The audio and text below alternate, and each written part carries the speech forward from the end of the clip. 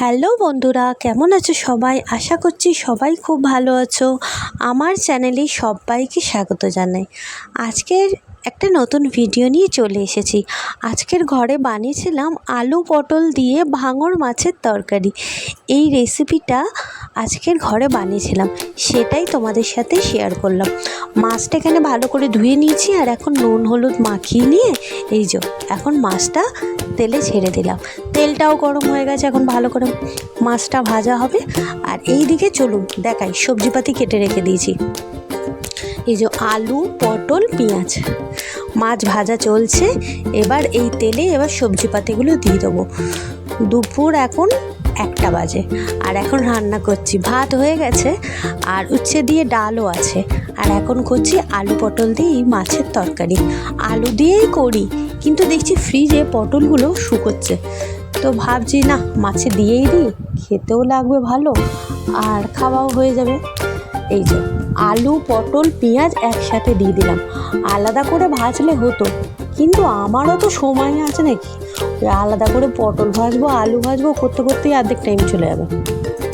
তার থেকে চটপট কিভাবে রান্নাটা করতে হয় সেটাই করছি আর কি। ওই তেলের মধ্যে আলু পটল পেঁয়াজ একসাথে ভালো করে নাড়াচাড়া দিচ্ছি। আমার রেসিপি যদি তোমাদের ভালো লেগে থাকে, লাইক করে সাবস্ক্রাইব করে চ্যানেলটির কিন্তু অতি অবশ্যই পাশে থেকো। এখানে আদা কাঁচা লঙ্কা শিলে পিষে নেবো। আর এই যে ভালো করে বেটে নিচ্ছি, দাঁড়িয়ে দাঁড়িয়েই বেটে নিই, চটপট বাটাও হয়ে যায় আর তাড়াতাড়ি রান্নাও হয়ে যায়। আর এখানে নুন হলুদ দিয়ে দিয়েছি, আর ওই প্রত্যেক দিনের যা যা মশলাগুলো সেগুলোই দেবো। ওই লঙ্কা গুঁড়ো জিরে গুঁড়ো এগুলোই দেবো, দিয়ে এখন ভালো করে কষবো। এই যে মাছটা এখানে ভেজে রেখে দিয়েছি, একটু দিয়ে দিলাম জিরে গুঁড়ো, লঙ্কাটা রিফিল করতে হবে, আর দিয়ে দিলাম একটু লঙ্কা গুঁড়ো, একটু হলুদও দিলাম।